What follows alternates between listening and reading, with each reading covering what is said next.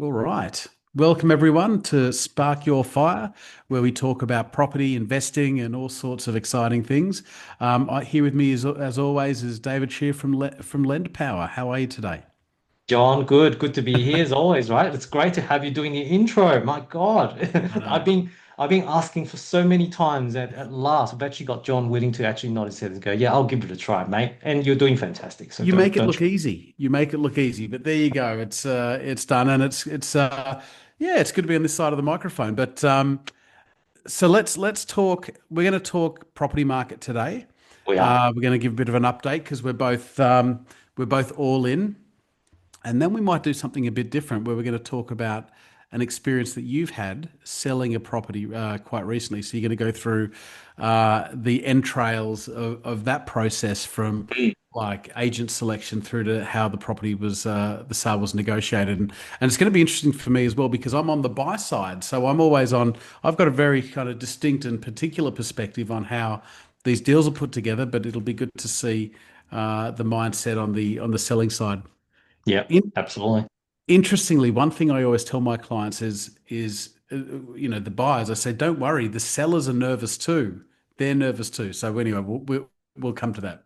Absolutely, mate. A lot of So, butterflies as it goes through that process, that's for sure. yeah, that's right. That's right. Yeah, no, we'll definitely get into that.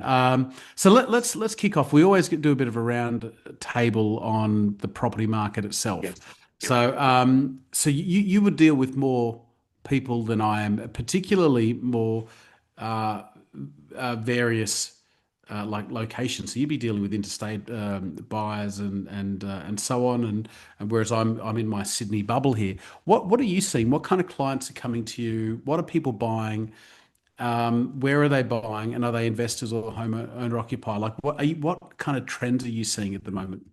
Yeah, look, so obviously we primarily focuses on property investors. So, my bread and butter is still property investors. So most of the clients coming to me either wanting to buy their first investment property or they want to expand, obviously their property investment portfolio. Just recently, the clients that's coming to me now are ticking up in terms of using the first home guarantee scheme because of the Okay. new announcement that's happening from 1st of October onwards. So yeah, I'm getting a few more inquiries on that at the moment in terms of how they're able to capitalize on that opportunity with as small as 5% buffer. Um, but yeah, in terms of where investors are targeting at the moment, still predominantly Melbourne, that's for sure. Like Is that number right? one, that's still the number one out of all the properties that I've seen. Some of them are starting looking at a little bit of Melbourne regional, like the likes of Geelong, Ballarat, Bendigo, for a bit of a neutral cash flow type of balances, because Melbourne's yield is pretty bad or pretty poor. So that's why, they're looking at the likes of Geelong at the moment is pretty hot right now because of this proximity to Melbourne CBD Yeah. and still yet the affordable prices and the decent rental yield and with lifestyle. So, like that kind of stuff is pretty Hmm. good. Couple still in Perth for those people, regional, probably more like a regional down towards Mandurah type of area, which is quite far, 70 kilometers from Perth CBD now. You can still achieve a fairly decent yield. And at the same time, I'm actually starting to see a couple that's dribbling through the regional New South Wales, the likes of Mildura, for example, or even the Wodonga, Albury Wodonga type of area. Yeah. So Right. again, predominantly for those people who want to chase a balance of yield, with a good prospect of growth moving forward. So I'm starting to see the shift of those people because right now, as you know, after, I don't know, after like a 2 year of strong runs across all the Australian capitals, there's only limited numbers that you can choose now in terms Yeah. of those that haven't actually done the run, right? So we've got Melbourne, who's predominantly the main player, which we both kind of indicated that this year is going to be a strong year for Melbourne. And the other one was Darwin, which apparently is smaller than Townsville, but Darwin is Yeah. more of a speculated play, which we spoke about Yeah. in our earlier podcast as Bitcoin. well. And that leads to a lot of people go, well, if these two capital cities are not the main ones that are, then where should I be looking at? And that's where I think a lot of buyers agents are taking them to the regional Yeah. areas, the likes of Albury, Wodonga, Mildura, for Yeah. example. Interesting. So, So just on Melbourne. So mm, Melbourne's interesting. It's interesting you say that Melbourne is where a lot of the new money is going. And the reason I say it's interesting is because I'm not seeing it in the core logic or the totality monthly data. So at the moment, say for example, Sydney is much hotter than Melbourne, according to the data. Brisbane has staged a comeback. So Brisbane's doing really well this year. And Perth is doing quite well. Well, Melbourne, because I believe you. I think you're right that I think Melbourne is staging this kind of stealth comeback, and it is definitely the most compelling and the cheapest capital right now. So it's where kind of a lot of money's going, but I don't see it in the totality numbers yet. Like I track it every day, and Melbourne doesn't seem to be as hot as you're suggesting. And I think you're right. I think the data's wrong because you always get a sense on the ground before it filters into the numbers. But what's your thought on that kind of potential early disconnect, or are you dealing with kind of plugged in astute investors getting in early? yeah, I think it's more the later, to be honest. We're definitely not seeing Melbourne being like a boom boom situation at the moment. Yep. So, there's still there's for those people who thought that they already missed the boat, they're not. Melbourne is still in the early stages. Okay. And that's not to say, no one can obviously guarantee that it's going to boom as well. But Mm, and also keeping in mind that, I think the astute investors are always wanting to get into the market early rather than late. When you see those totality numbers coming out and showing fantastic results, you're too late. That's one of the main yeah, things. So that's to a true too. degree, like that's why, when we compare Sydney, which had like a 0.8% last month, as opposed to a 0.3% for Melbourne, um, it still shows that Melbourne at the moment has still got good value. And because, and the momentum, whilst based on totality numbers, may not be as good as Sydney, but eventually I think, it's got a much more room for growth in that sense in the long Mm. run. So especially with a few more rate cuts to come, hopefully later this year, early next year, the trend on there will be quite different. And I think the auction clearance rates will also start to reflect that too. Yeah, yeah, interesting. Very good, very good. So what are you seeing, John? What are you seeing on Sydney? Yeah, Let's give us a bit of an update. I know it's heating up, mate. I yeah. gotta admit, I haven't been going out to auctions and haven't been going out to inspections because I finally bought a place, which is great. Yeah, So I can finally get my Saturdays back. But yeah. just looking at clearance rates and all that kind of stuff, mate, it is actually pretty hot out there. Yeah, it is. It is. So I remember I'm gonna so at the beginning of the year we both pick our top markets Right. and so my two ones were Melbourne, Darwin, and Sydney as the dark horse. And I think by the end of the I did, year John. we'll find that Melbourne was probably the wrong call.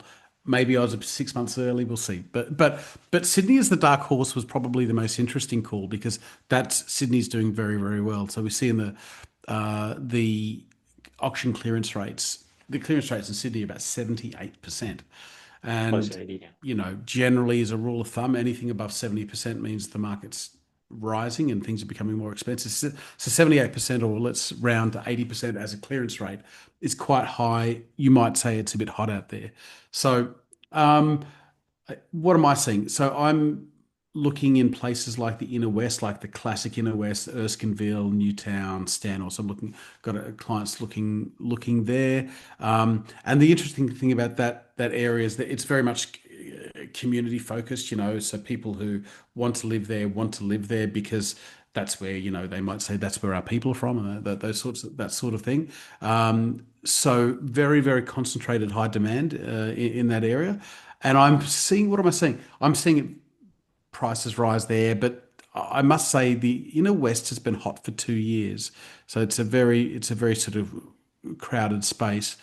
The sub $2 million market area is also high ones. That's also a crowded space. Up to say 2.5 million. It's a very busy part of the inner west, so that's busy. But look, I'm definitely seeing two things. One is prices rising. One is two is that there's a lot of buyer demand. But three is there is a lot more supply coming on board. I was chatting to a Rosebery agent yesterday, and he's saying it's the most supply he's had in like 3 or 4 years. Wow. So, and that Rosebery's sort of that inner south area. So, supply is definitely coming back. I'm seeing that in the inner west as well. Supply is going to be the big thing to watch. So, it's spring. You're always going to see that. But for him to say it's the most in several years, that's interesting. The other area I'm looking in at the moment is around Parramatta, Carlingford, that sort of area. And there's been some sales that have been so high that it's transformed the market. You know how there's always a sale in an area and everyone goes, okay, well now we've got to rethink what things are worth. There was a sale like that recently in this Was it 5 mil particular. one, right? I think it made the news somewhere. Something that someone paid over 5 mil for Cullingford property. I wish. No, no, no. This is more. This is over 2 million, but it's Okay, okay, and it's not okay. Carlingford, but it's near Carlingford. Right. Okay. Um, and it was supposed to be a knockdown rebuild, so it's like land value, and it went for over 2 million. So everyone's going, okay, I've got to rethink all the comparables now. That's positive too, but there is more supply coming on board now, and it reminds me of Yes. something that we've always said is like for there to be a proper boom, a proper bubble, like 2007, and I'm going to sneeze any moment. You do need high supply. So at the moment, what's been driving property prices over the last couple of years has been low supply, and that's one of the reasons why I've been fairly confident to say this is no bubble. But when you see high prices and very high supply levels, like that 2007 period of time, that's when you can start to speculate whether we're in a bubble because we're definitely not in a bubble at the moment. Which just high prices and low supply. So Yeah. we'll keep our eye on supply, but anecdotally, supply is really coming back. So this might be the kind of the hottest spring in a couple of years, which would make sense given everyone's view on interest rates. So the market's in a very good spot. It's going to be a very good spring. I think we're going to get volume and price working in the favour of sellers. I think so. Prices are going to be moving up, and stocks going to be moving up, and then we'll kind of reset at the end of the year and say, well, what did we just see? But I think it's going to be a good spring season. It is interesting because of the fact that the new first home guarantee scheme that's coming in, and with unlimited spots with no cap on income and property property price cap now lifted from I think it was 900 to 1.5 million dollars. So, that's going to basically, I mean, the government's basically lighting a fire under Yes. that. And then anything that's sub 1.5 mil is just going to get a lot of push towards that 1.5 mil, right? Ultimately. And guess what happens after that? So, we're always speculating to say, well, I guess some people are always thinking about, well, Sydney price is so expensive already. How can it go even higher? Well, there's your logic and there's your reasons. For those people who's trading up to buying up to $1.5 million, they're obviously buying it off someone who's hold on to that property for a couple of years. Let's say, for Yeah. example, right? So, let's say, for example, that person who owned a property, sold the property, and now there's a big lump sum, maybe around 400, $500,000, which Yeah. again, they can upgrade on that basis with a big deposit. And the same mortgage, they don't need to take out a huge mortgage. They can just take out the similar level of mortgage, and then now they can actually go up to the 2.5 potentially to that in that instance, right? Yeah. So it's going to be a filtered. So first of all, the first stage is basically everything from 1 to 1.5 mil is going to get pushed towards 1.5 mil. And then there's a second stage. I think the 1.5 mil to potentially 2 mil to 2.5 mil is then going to get the movements Yeah. because for Yeah. those upgraders, that's going to continue to push it forward. So it's like a wave that keeps on pushing and pushing and Yeah. pushing. And unfortunately, Sydney's already very, very expensive from the dollar slash monetary term, but also based on your goal to asset ratio last time, Sydney is prime for a good time to be buying as well. Yes, it's So it's cheap. So check out that last video. yeah, Yeah, it is like a reminder. We both speak to people who they're very clever people who think the market is overvalued and therefore the market is to be wary of. And I would remind these people who think, oh, now's not the right time. Whenever there's government intervention in the market to address housing affordability, everything's on the table except allowing prices to fall. Right. So the government will intervene in the house market, but never to make it genuinely more affordable. They'll always opt for subsidies and those sorts of things. So subsidies always lead to higher prices, and in a sense, they're always counterproductive because they always fuel the flames of the fire they're trying to put out. So it's always worth bearing in mind, like that when we talk about housing affordability in the context of public policy, there's no policy that properly addresses it because no government wants prices to fall. They all want prices to go up. They're just happy to help people with their deposits. So prices, generally speaking, don't fall because no one wants them to fall, except for buyers. But Right. buyers are the property market's caboose, right? We're at the end of the daisy chain in a series of in an industry dominated by banks and agents and so on. So don't That's bank right. on prices falling. They do fall from time to time, but don't bank on it. It's like a small minor correction or what, based on the past history, maybe about 5% correction from time to time. Even during the 2017 when there's the credit crunch, when APRA Yeah, really tightened the subsidiarity buffers, I think it was only about 5 to 10% in terms of what yeah. Sydney dropped around that period of time. And then, COVID started going up 30, 40%, which is absolutely nuts. Well, the So, banks have got bad debts on their books if the prices go down because the property developers can't finish their projects. They can't sell the units off. So they've got to allow some gentle price rises to be yes. permanently coming through, which Yeah. we've discussed. But Yeah. it's always good to Yeah. remember. But look, even though we say that, but we do need to caveat to the point where, because we're not here to create FOMO, not fear of Mm, missing out for people, ultimately. That's not the intention of this podcast. I think the intention of this podcast is really to try to educate and let everyone know what's happening at the moment, the changes to the yep. policy, et cetera, et cetera. Now, this 5% first home guarantee scheme is going to have put an upwards pressure on prices, yes, but are we going to see that straight away? Probably not. I reckon it's going to travel through.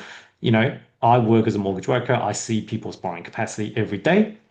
We're not, at that point where people tomorrow after 1st of October can magically borrow up to $1.5 million. That Mm, is not true. You know, like people's borrowing capacity has not significantly increased just because of this yeah. policy. Okay. It just means for those people who actually has very small deposit but high incomes or still saving for deposit, wanting to get in, yes, there will be a bit more that can actually utilize this first home guarantee scheme to be able to get in. But in general, I don't think we're going to see a big, big short spike as such, because look, lending side of things hasn't really eased at all. So, um, Yeah. and even though government's happy to do 15% guarantee, it doesn't necessarily mean that you should go all the way borrowing up to 95%. It's not free money. So, to a Correct. degree, the level of leverage that they put in this kind of concerns me a little bit, to be honest, because, you're a first home Mm, buyer, you're borrowing up to 95%.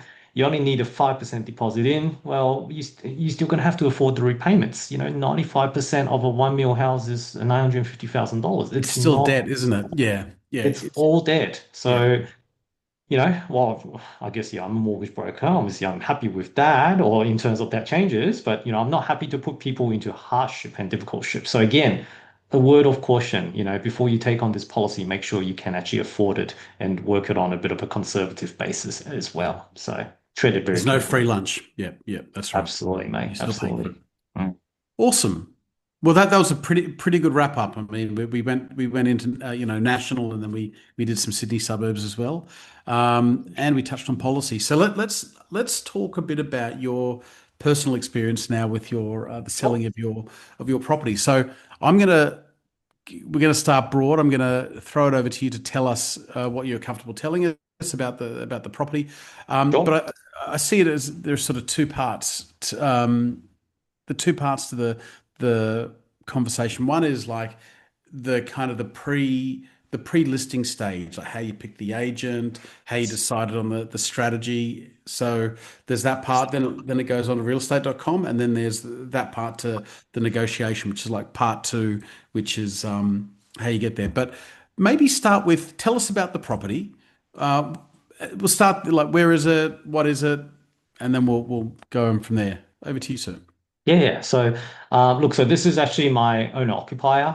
It's a two-bedroom unit in Hornsby. So, two bed, two bath, one garage.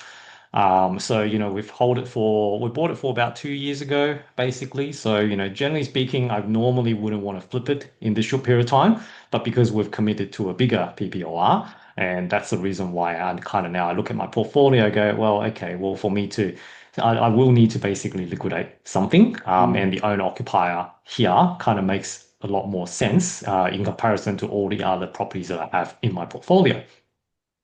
So look at the so yeah, so that's the rationale behind why we're selling this unit. As much as I'd like to keep it, and I know John, I think you said, the two-bedder unit here in Hornsby, they don't build the same thing anymore. I agree with you, John. I would love to have kept it, but there's a couple things about the unit market here. First of all, there is a lot of similar type of two-bedroom units around this area. Okay, they all built back in 1990s to 2000s, all double brick, all walk up, very little amenities and all kind of stuff. In fact, on our street, there's literally a whole street full of it, basically. Yeah. So think of it this way. So I look at it and I go, well, what's the scarcity factor here? Not Mm. much, to be honest. And I look at because we do the walks and we can usually see, okay, there's for lease signs, there's for sale signs, Yeah. um, and at the moment there isn't actually much that's been selling for 221 around our area at the moment. So we thought, oh, fantastic, we're not getting a lot of competition at the moment, so it makes sense for us to actually sell this one. And the other consideration is also because we are a very small complex. We're in one that's got less than 10 in the Okay. complex, basically. So that's a great thing because the land value, generally speaking, you get a bigger portion of land value. But at the same time, as we all know, everything's been going up. Strata also fluctuates quite quickly as well. So, whenever there's a big repair or maintenance that's coming in, strata kind of jumps next year. Okay, Mm. so and the last couple of years, with me on the board as well, we managed to keep it down to a very reasonable level. In fact, we've actually reduced the strata this year, so it actually looks a lot more feasible. And I thought, okay, well, that makes a lot of sense to actually sell that. So it's kind of like a bit of a perfect storm, to be honest. Timing wise, not a lot of sales listings available around here, which means less competition. We also want to basically get it done very, very quickly because we know spring campaign is coming up. We're, Yeah. at the time of us try to pull this together, it was around early August. And we know when we generally get into now, September period, there's a spring campaign already kind of in full motion. Yeah. So there'll be a lot more competition coming up, which is going to dampen the prices, which is going to have an impact on our final sales price. And like I said, the first thing was the strata coming down. So, like all these things kind of indicate that okay, it's probably a great time to be looking at offloading our little kind of interim unit because we always know that this is going to be our interim home, not our final home. So now will be the time to kind of like get rid of that. Okay, so that's the rationale behind the selling of this. Now, let's talk about the agent selection and that kind of stuff. So the agent selection was actually very, very interesting. We've kind of shortlisted down to about two agents around our area. Um, and look, funny enough, the two agents have very different strategy in terms of how they propose to sell our units. One suggested we go down a 4 week campaign and then go for a full auction strategy. So in other words, open every Wednesday, Saturday, do that continuously for about 4 weeks and then leading up to auction on the day. Okay, driving it up to that point.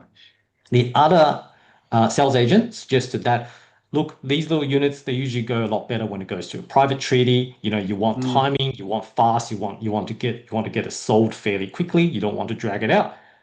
So that's funny enough, that's the two distinct strategies that the two different agencies proposed. Mm. Then there's also the consideration in terms of agent commissions, so how much they charge. In this instance, they are fairly comparable, maybe talking about within 0.1% of the differences between both, so not really that much of a difference. Marketing wise, they're pretty much same as well. All of them will say, well, we're going to bring in leads and we got this database and all that kind of stuff. Off Um, market buyers and all that sort of Market stuff. Yeah. buyers Yeah. and that Yeah. kind of stuff. We actually thought about trying to sell off market as well, which in this instance, we asked both agents, and both agents actually kind of disagree with that because they know when you usually open for it off market, it actually attracts people who want to actually put for a lowball offer as much. Is that So right? just know this very well. I think for Mm. any off market listings, there's a chance that it's not going to the public, and the general psychology of buyers is like, well, I have less competition, so can I actually get this at a lower price, right? So it actually going to Mm. against us if we want to go down an off market rather than on market type of strategy. In other words, going up to real estate, domain, putting signboards out, etc., get as much foot traffic through Mm. as possible, right? So yeah. So the last consideration for us in terms of making that decision was the agent track record. So not just looking at how many properties both the agencies have sold, but what sort of property they've sold. Was it more houses? Was it more townhouses? Or was it more units? And were they around the suburb that is where I am, Hornsby? Or were they kind of more towards maybe more towards Pennant Hills area, or maybe more towards Turramurra, Warunga, Chatswood, that kind of area, right? So that is also a key determination in terms of us making that agent selection as well. So because of I think like we mentioned, John, previously, you know, 221 units here, we're not talking about like a one by its own, not a unique. There's not much scarcity factor. Like there's so Mm, many of them that's being built around this area. We're not talking about a whole apartment complex like that you see in Walleye Creek, for example. Not like that. But having said that, the whole street could have been easily about 100 or to 200 units. That's kind of similar to our caliber. So we thought from a uniqueness and scarcity of the property side of things, it doesn't actually make that much sense to go for an auction strategy yeah. because auction strategy really relies on people that getting hitched and really wanting like that property, right? That's why they're kind of leading out and they want to drive that competition on the Yeah. auction. But then again, what happens if during those 4 weeks, there's another five different or five listing that's similar to ours that popped up? All of a sudden, well, what's going to make your unit stand out in Mm, essence? So, we thought that auction strategy unfortunately doesn't quite work out the best in our personal opinion. And we also look at the agent track record.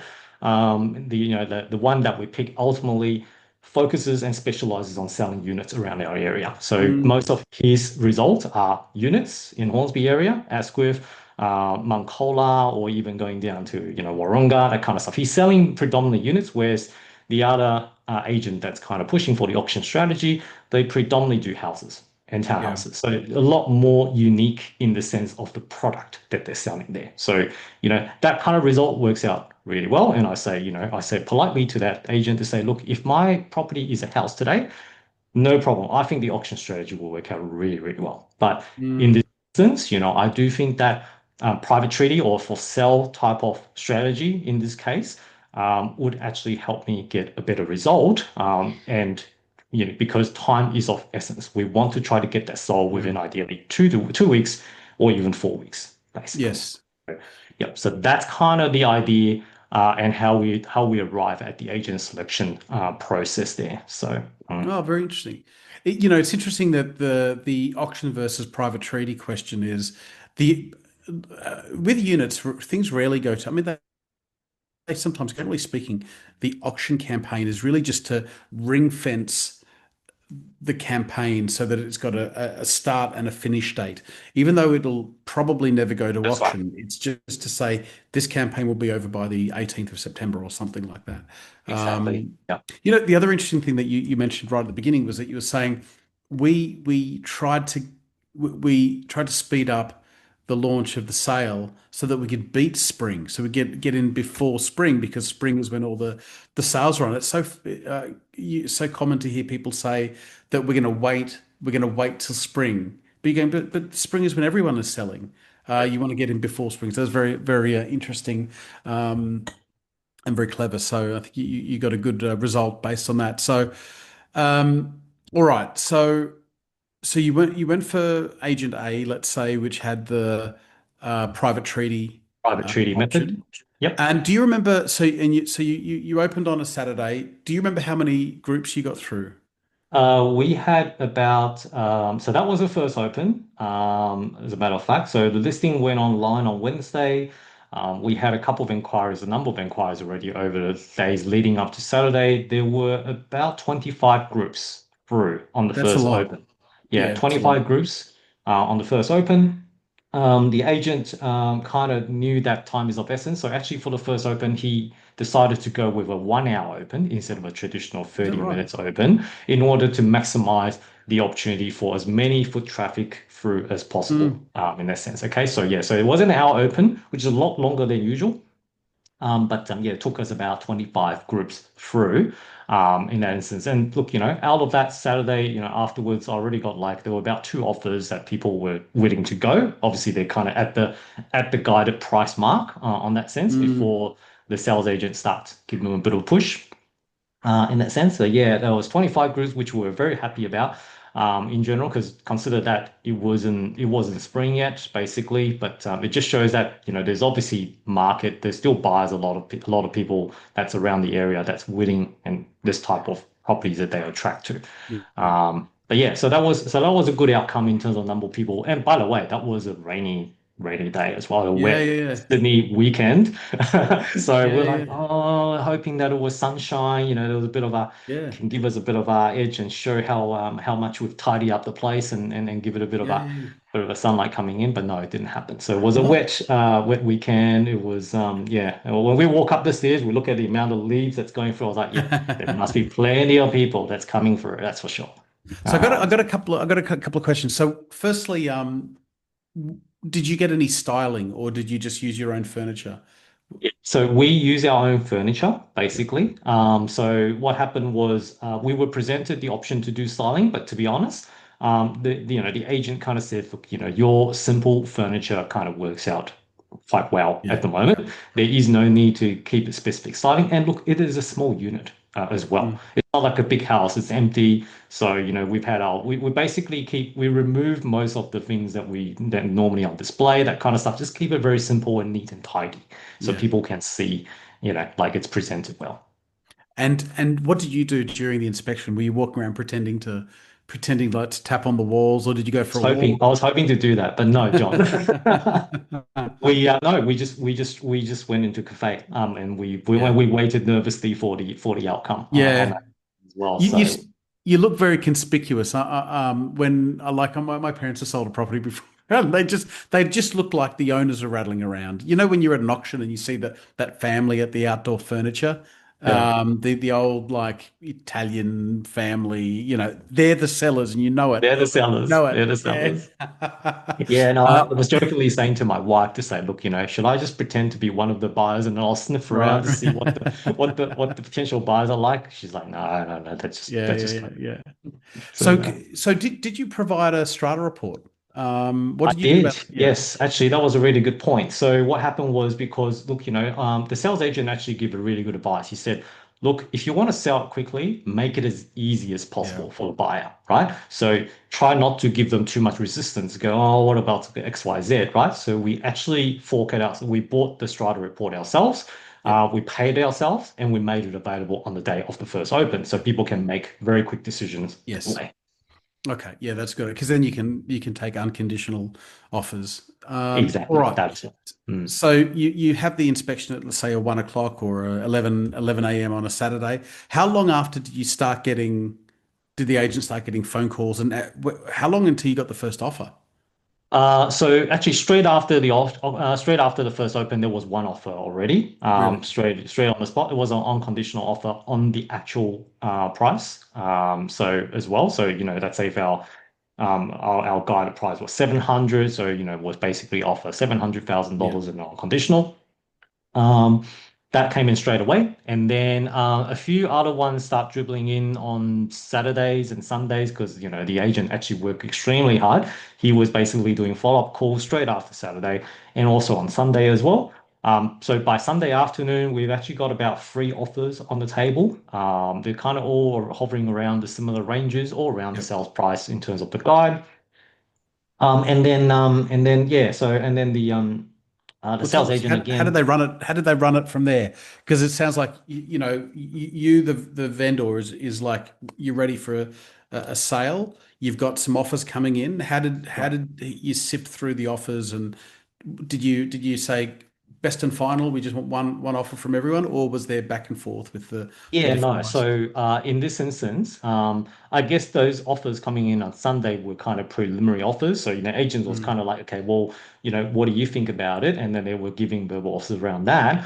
And then basically, they're around the average range. We obviously have a number in our mind, and we basically told the agent, say, look, as long as it actually gets over this hurdle, this price range, we have to sell. And he goes, "Yep, no problem. Let me go back to the pool of buyers, and then we'll try to get them to do the final and the best offer through." Okay, so mm, by Monday evening, which he basically worked through whole Monday, taking calls back and forth, that kind of stuff, pushing prices up. Do you agree? We got five final offers. There were still the unconditional offer that came in on the purchase price. There were two other offers which kind of like around the same, a bit below our expectation. But then there were one that's a bit below there were two that's below our expectation, and then there were three that was all kind of around that price range that we're expecting. Okay, so obviously one came out the highest, and then the second one up below that was only a couple $1,000 difference, followed by the third one that's again a little bit lower than that. Again, So okay, you get, so let's say, three contenders, but they're all at different prices. Did the agent call the second and the third highest bidders and say, I've got an offer at this. What do you want to do?" Or did he just say, "That was it. We've I think accepted he's another already price"? done that in order to Right. push those three best offers to the maximum that they can. So by the time that he got to me, he's like, "Yep, we already had a lot of conversations about it. This is the best and final." Obviously, he cannot give the other buyers in terms of how much the highest offer is, Yep. right? All he can do is here, like you're not the top, but what will be your best that you can offer? What will be the absolute maximum that you can offer, Yeah. right? So yeah, so look, obviously those three offers have actually exceeded my minimum sales price. So, I basically told the agent to say I am willing to sell as long as the number actually surpasses that figure. Yep. And and he did. He came back with three offers, all Mm, above that. Now, unfortunately, none of them are unconditional offers. They're all conditional offers, and generally that's when it basically attracts a 5 days cooling off period by default. gotcha. But the essence here basically is when you're selling these type of property, I think timing and speed is of essence, and the sales agent knows that very, very well because Mm, ultimately, you know, we've done the first open with an hour. We've had 25 groups through, and look, straight after the first open, he said to me, "I feel like our buyer's already in the pool. Like they're already seeing the property. If you yes. keep it on the market for a couple more weeks." You're probably not gonna get better results. Okay, Yeah. so that's work on those buyers that we currently have, and that's try to pick the best out of them. So that's the strategy that we Mm, deploy. So by Monday evening, when he presented those three top offers, we had a chat about it. We spoke about each of the buyers' character, what they were like, what sort of questions they were asking, and we pick one out of that, and it was sold basically on the spot. yeah. So from the time, Wednesday, it was initially listed, went online till about Monday. So Wednesday, Thursday, Friday, Saturday, Sunday, Monday, 6 days. Basically sold within Mm, 6 days. We signed a contract on Monday evening, in that sense, and then to start going into cooling off period. So yeah. So I remember. So selling within 1 week after the first inspection, it sounds like rushed. It almost sounds like it's uh, kind of illogical and poorly thrown. And I've done. I remember. But I remember to your agent's point. Your agent was right when he's. So I remember chatting to this agent. I bought a property in Leichhardt for clients, and we bought it after the first Saturday. And he said something along the lines of, "We've done a load of research on this. You only need one inspection because if you drag the campaigns out, you lose the early interest, and actually there is no benefit for keeping the campaign open. If you've got a buyer, they're at the right price. There is always after one inspection, there's always enough interest." To generate competition, which is what they're after. But if you drag it out and wait for more people, you are going to lose people from the initial interest at the same time. So exactly, so exactly. Yeah. that apparently there's some science behind what your agent correctly recommended. Yeah, it makes a lot more sense, right? It makes a lot of sense as well when we know that we want to be speedy because if we drag it out for another week and if another two similar listings that comes out on the same street or Yeah, around us, well, there's competition straight away. yeah, And those could have, the people who offer those prices could have been easily drawn to those properties. yeah. We lost them straight away. So time is So of essence. when you said like as long as it's above this level, so how did you choose that level? Was that something that the agent told you? Was it something because you're inside the market? I mean, is it something that you decided? How did you figure out what that benchmark price, your de minimis price would be? That was How did you kind of my decide? break even in terms of because Right. like you and I spoke about that, we're not the ones that usually flips property for profit. And I know for the 2 years that I hold it, generally speaking, I'm probably not going to make a profit out of it. Okay, Mm, so I kind of work backwards to say my initial acquisition cost plus stamp duty, and then subtract all the sales costs that I have, blah blah blah blah. And then plus all the interest that I hold for across the 2 years that I paid when I was living in the property, what's that kind of around that magical figure for me to break even? And ideally, if I can make a little bit on top of that, that's cream on top, basically. yeah. So that's how I kind of said it. And said, look, I said, looking from hindsight, I'm not greedy. I know the properties around us that can sold a lot higher, as well. But when I look at the number of offers that came through, when I look at the number of people that came through, when I look at the three top offers are within a couple $1,000s of each other, they're not talking Yeah. about tens and thousands of dollars from each other. I kind of know that the price range is around spot on around that point in Right. time. So Right. there's no Right. Right. point in terms of waiting for a bit more. There's no point in terms of extending again. Although having said that, we signed a contract and but obviously during cooling off period, our sales agent still recommended us to continue on with opening the units every Wednesday and Saturday to that degree, just in case that the current buyer decided to terminate during cooling off, right? So we Yeah. still opened. So, that following Wednesday, we had like two groups through, which is typical because Wednesday is usually a quiet day. And then that Saturday, we only had about 6 or 7 groups through. So, in Yeah. comparison to the Gotcha. first open, which had 25, Right. kind of clearly shows that Right. that's the evidence. So, Yes. our Yes. buyer came through in the first open. Yeah. So, yeah. So And look, and you don't want to negotiate it to death either, because you're selling a unit. There's only so there's only a range that's so big about where the price could potentially go. It's not like you're selling a Bellevue Hill waterfront mansion where no, you just never know. Maybe there's another 300 or 400,000 in there that's behind the sofa. You just don't know. And so because kind of the prices are well established, it's a well established property type. You exactly. know when you're at the market, don't you? Yeah. That's right. Yeah. So, that's why I thought, coming back to say, the product that we're selling here today is not really something that's unique. It's not scarce. So, your expectation kind of have to meet the market expectation as Yeah. well. There's no point in terms of holding on and telling the agent to say, look, we want to sell it for, I don't know, this much higher, temp another much higher. I want to sell it at this, then the property's just got to keep dragging on the market and it becomes stale. In a few weeks' time, buyers coming, they'll be asking a Yeah. question, how come this property didn't sell? So, Yeah. And so who was and who was the buyer? Like, not their name, but like, was it a family? Was it a young couple? it And was a yeah, single mother with a young child, from okay, memory. So they also apparently live at Hornsby as well. right. So, obviously they want to live there. They're in the local area. They're quite Hmm. keen. One of the interesting facts about that is actually they're one of the first person so the open home was at 10 o'clock. She was down there at 9:50. So she was already waiting Okay. when the agent was preparing and coming in. Obviously they greet each other. So yeah, so I remember the agent clearly told me, yeah, that mother was already down there. She was keen. She was asking the right questions. Mm. Yeah, so obviously that's kind of Oh, indicates that she's wow. the right Talk buyer. about staying on target. I know. And the bit of the successful lady who purchased the property, was she the Yes. first offer that you got that afternoon? No, no, it wasn't. No, it wasn't. It was I think she came in on Monday, basically. So Gotcha. she was one of the last five that came Okay. through. Any offers from buyers agents, or was it all individuals without No, it buyers was all agents? individuals, basically. Yeah. I mean, we're looking at predominantly in this apartment type of, there's probably not much point in terms of paying a buyer's agent fee for, I Mm, don't know, a $700,000 type of right, right, property, yeah. Wouldn't be essentially. So, surprised. yeah, Yeah. yeah. So, unless you're looking at Inner West, like your area or, Bondi Beach, that kind of stuff, that makes a lot of Mm. sense to engage a buyer's agent. But yeah, no, it's I all I individual did buyers. I did buy in Hornsby earlier this year. Oh, It yeah, was so fantastic. Yeah, 321. yeah, no, it was great for a client. It was they were investors, and we bought a three-bedroom unit.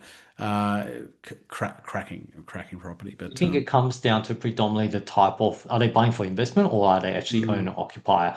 In this instance, yeah, the lady is going to be owner occupying the property, so they want to make sure that it fits their criteria as such yeah, as well. So awesome.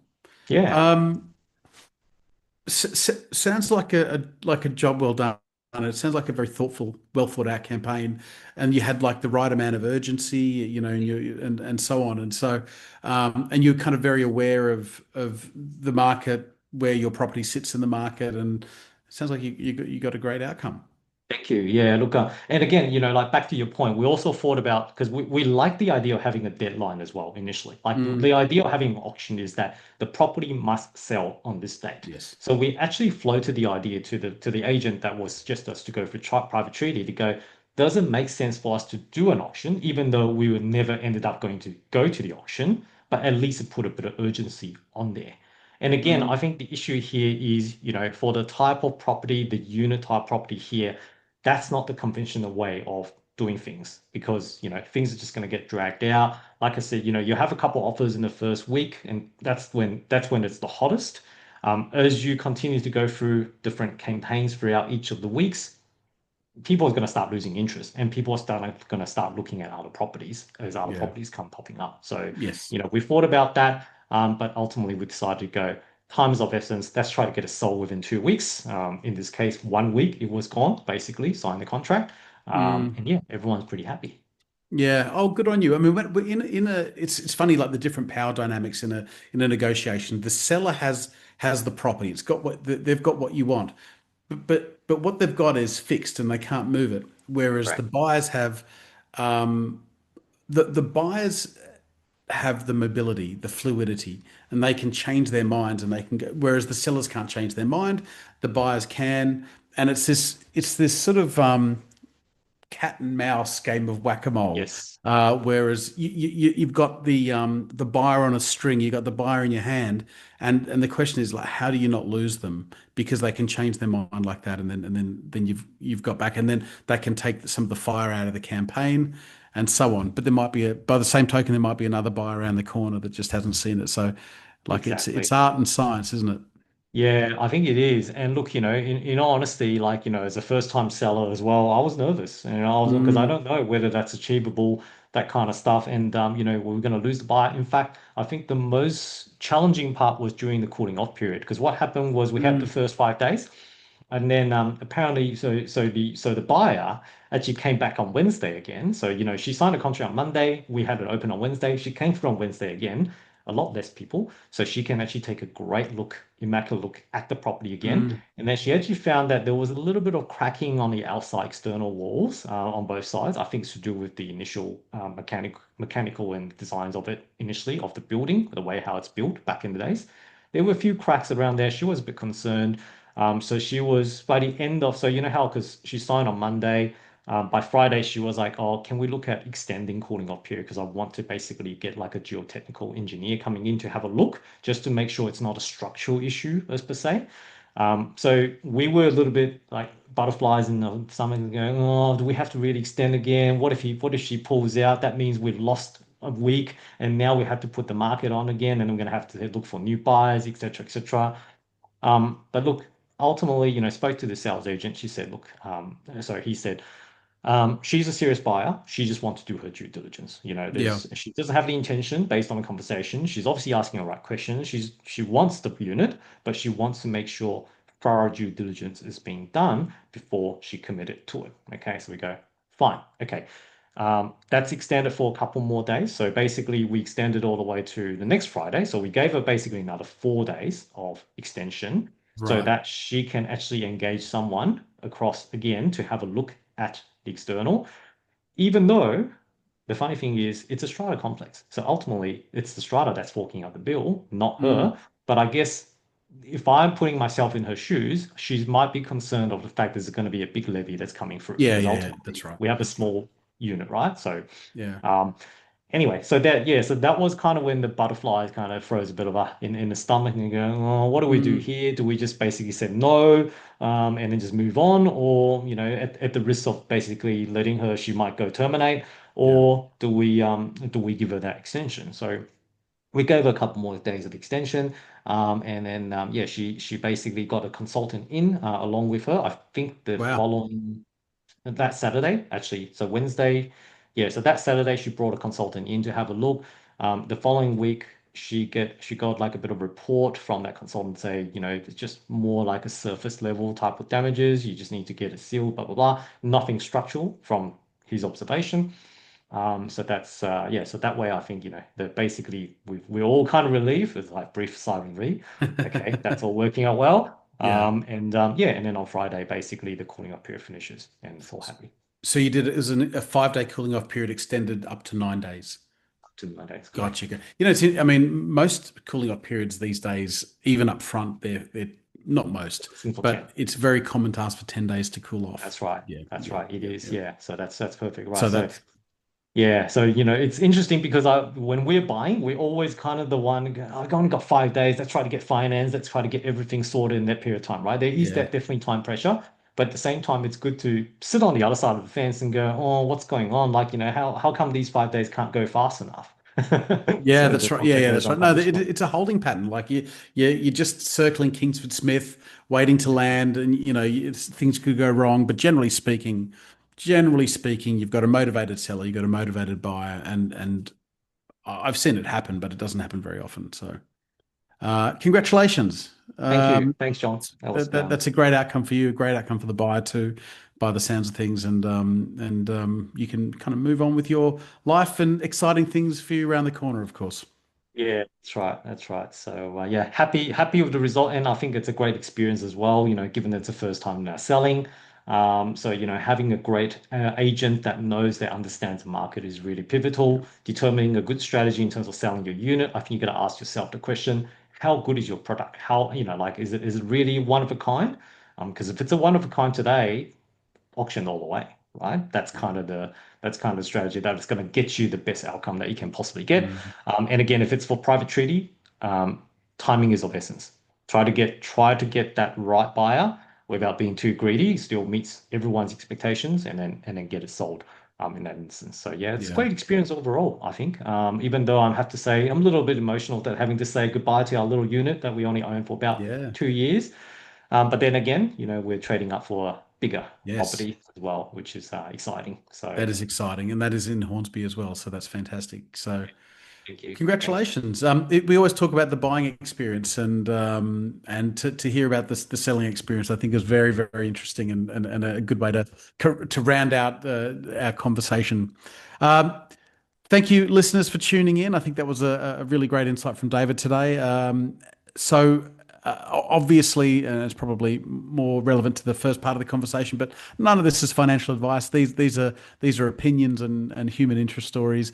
Obviously, do your own diligence when you're buying or selling a property. But I think that's it from David and myself. We will see you back on the pod very, very soon. And thank you for tuning in. David and John from Spark Your Fire. Cheers, guys.